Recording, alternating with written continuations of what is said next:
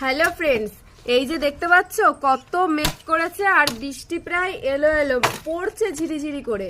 আর আমার বর দেখো কত কষ্ট করছে, মানে সবার বৃষ্টির সময় কত আনন্দ করে মজা করে। আর আমার বর বাজার থেকে তাঁবু নিয়ে এসছে জল পড়ছে বলে, এখন আবার সেগুলো লাগাবে বলে। দেখো এখানের এই যে পেছনে, আমাদের বাড়ির পেছনে এই যে যে গাছটা তুলে ফেলেছে, এই গাছ থেকে কাঠ নিয়ে মানে পুঁতবে, সেই মানে সবকিছু ঠিকঠাক করবে। যেহেতু বৃষ্টি আসছে বলেই এক্ষুনি হয়তো চলে আসবে জোরে, তো যাতে জল না পড়ে সেই ব্যবস্থা করছে।